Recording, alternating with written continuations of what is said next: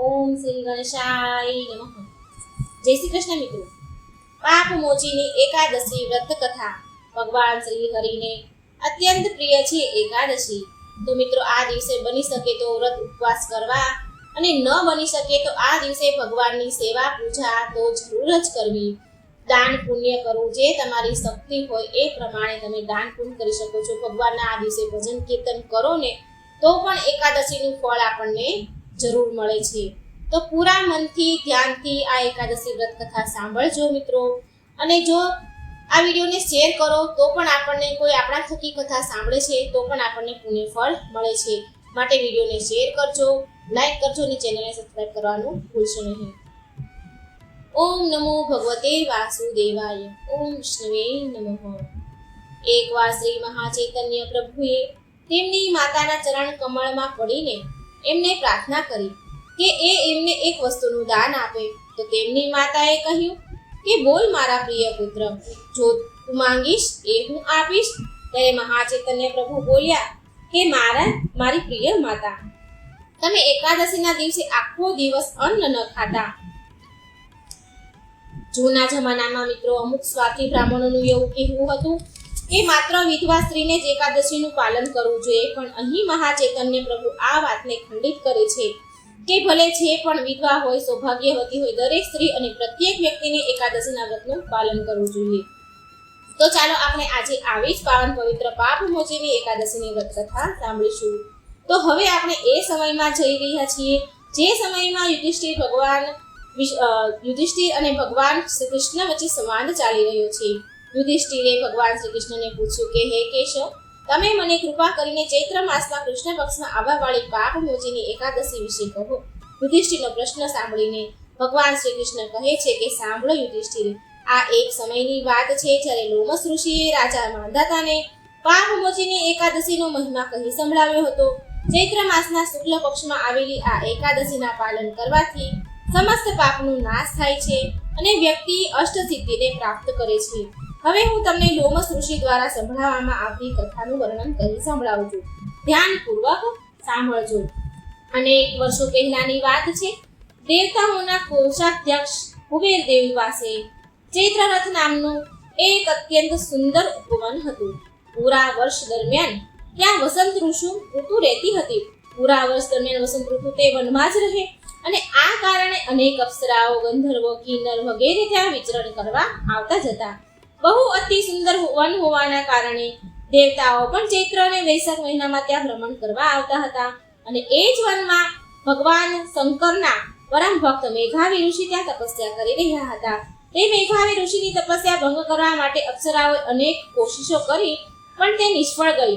તો એકવાર મંજુ ઘોષા નામની એક અપ્સરાએ મેઘાવી ઋષિની તપસ્યા ભંગ કરવાનો નિર્ણય લીધો.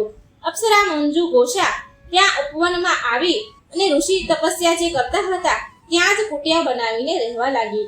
અને તે રોજ ગીત ગાય, નૃત્ય કરે, સંગીત વગાડતી અને તેમની તપસ્યા ભંગ કરવાની કોશિશ કરતી. થોડા દિવસ પછી શંકર ભગવાનના શત્રુ કામદેવ પણ ત્યાં આવી ગયા અને તે પણ મેઘાવી ઋષિ ઉપર તેના કામના બાણ ચલાવીને તેમની તપસ્યા ભંગ કરવાના પ્રયાસ કરવા લાગ્યા. કામદેવનું શરીર શંકર ભગવાને તેના ક્રોધથી ભસ્મ કરી દીધું હતું. એટલે તે શંકર ભગવાનના ભક્ત મેઘાવી ઋષિની તપસ્યા ભંગ કરવા માંગતા હતા. જેમ કે તમે જાણો છો કે શંકર ભગવાને દક્ષ રાજાના યજ્ઞકુંડમાં તેમની પત્ની સતીને ગુમાવી દીધા. તો તેના પછી તેમના સસરા દક્ષ પ્રજાપતિને બકરીનું માથું આપીને 60,000 વર્ષો સુધી તપસ્યા કરવા તે શિવજી ચાલ્યા ગયા હતા. અને તે સમયે બ્રહ્માજીએ શંકર ભગવાનનું ધ્યાન ભંગ કરવા માટે કામદેવને બોલાવ્યા હતા. કામદેવે શબ્દ, સ્પર્શ, રૂપ, ગંધ વગેરે તેમના બધા પ્રકારના બાણોથી શંકર ભગવાનની તપસ્યા ભંગ કરવાની કોશિશ કરી રહ્યા હતા. તે સમયે શંકર ભગવાનને કામદેવ પર બહુ ક્રોધ આવ્યો અને તેમણે તેના ત્રીજી આંખથી ખોલીને કામદેવને ભસ્મ કરી દીધા. શંકર ભગવાનના ક્રોધથી તેમનું શરીર તો ભસ્મ થઈ ગયું પણ તેમની શક્તિનું અસ્તિત્વ તો રહ્યું. એટલે કામદેવે વિચાર્યું કે મેઘાવી ઋષિ જે શંકર ભગવાનની તપસ્યા કરી રહ્યા છે તેમના ધ્યાનને ભંગ કરવું જોઈએ. આવું વિચારીને કામદેવે મેઘાવી ઋષિમાં પ્રવેશ કરી દીધો. કામદેવનો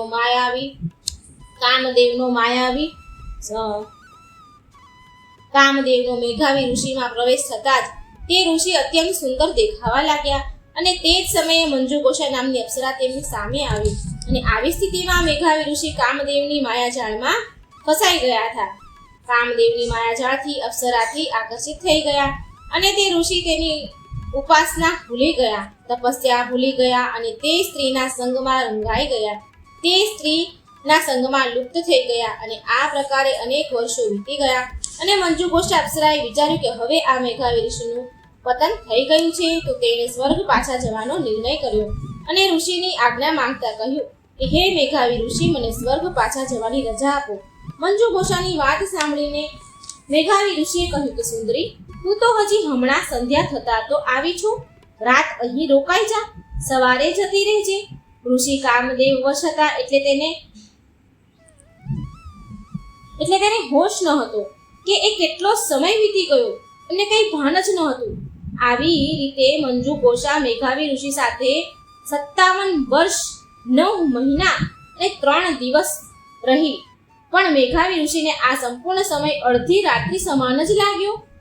અને ફરી મંજુ ઘોષા ઋષિ મુનિને હાથ જોડે છે અને સ્વર્ગ જવાની અનુમતિ માંગે છે, તો ઋષિએ ફરી તેને સાથે રહેવાનું કહ્યું. પણ હવે મંજુ ઘોષાને ઋષિની યોગ શક્તિનો ડર લાગવા લાગ્યો અને તેને એવું થાય છે, એવું મનમાં વિચારે છે કે આ મેઘાવી ઋષિને જ્યારે વાસ્તવિકતાનું ભાન થશે તો તે મને નક્કી શ્રાપ આપશે. માટે તેણે પ્રેમપૂર્વક વાણીથી ઋષિને કહ્યું કે હે ઋષિવર, તમે મારી સાથે વિતાવેલા તમારા સમયનું ધ્યાન કરો. શું હજી પણ તમે મારાથી સંતુષ્ટ નથી થયા? જ્યારે મંજુ ઘોષાના આવા શબ્દ સાંભળીને ઋષિએ કાળ સમયની ગણના કરી તો તેમને તેના કર્મ પર બહુ પછતાવો થયો. તેમણે ક્રોધથી ભરાઈને આંસુ ભરી આંખોથી કહ્યું, અરે રે રે રે, મેં મારા જીવનના 57 વર્ષ વ્યર્થ કરી દીધા. તે તો મારા જીવન અને મારી તપસ્યા આ બંનેનો સર્વનાશ કરી દીધો. જો કે તે મારી સાથે પિચાસની એટલે કે ભૂત જેવો વ્યવહાર કર્યો છે. માટે હું તને શ્રાપ આપું છું કે તું આ જ ક્ષણે આ જ પળમાં પિચાસ યોનિમાં ચાલી જા. શ્રાપ મળ્યા પછી લજ્જાથી શરમથી મંજુ ઘોષા ઋષિના ચરણોમાં પડી ગઈ.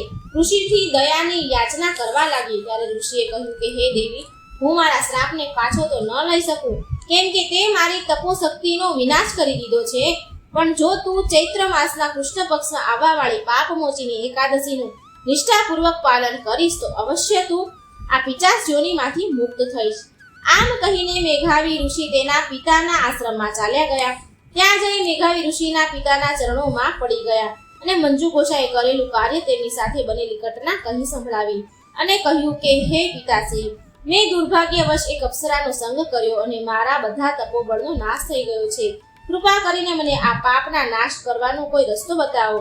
પોતાના પુત્રની દયનીય સ્થિતિ જોઈને તેમના જયવંત ઋષિએ કહ્યું કે હે પુત્ર, આ તે શું કરી દીધું? આ પાપનું એકમાત્ર પ્રાયશ્ચિત એ છે કે હવે તું ચૈત્ર માસના કૃષ્ણ પક્ષમાં આવવાવાળી પાપમોચીની એકાદશીનું શ્રદ્ધાપૂર્વક પાલન કરવું જોઈએ. તારે આનાથી તારું પાપ બળી જશે, તું પાપ મુક્ત થઈ જઈશ. મેઘાવી ઋષિએ તેમના પિતાના કહેલી વાત સાંભળી, ગંભીરતાપૂર્વક સાંભળી અને કઠોરતાથી પાપમોચીની એકાદશીનું વ્રતનું પાલન કર્યું અને તે બધા પાપોથી મુક્ત થઈ ગયા.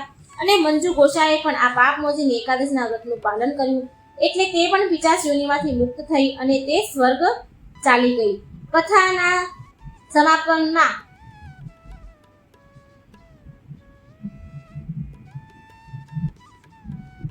સમાપ્ત થતા રોમશ ઋષિએ રાજા મંધાતાને કહ્યું કે આ વ્રતના પાલનથી બધા જ પાપોનો નાશ થાય છે.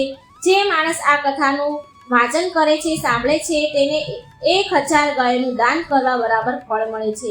અને આ પાપમોચીની 11 જઘન્ય પાપ પણ નાશ કરનારી છે, કે જેવા કે સ્ત્રી પર સ્ત્રી શ્રમ, બ્રહ્મ હત્યા, ભ્રૂણ હત્યા અને આવા અનેક મહાપાપનો નાશ કરનારી આ એકાદશી છે.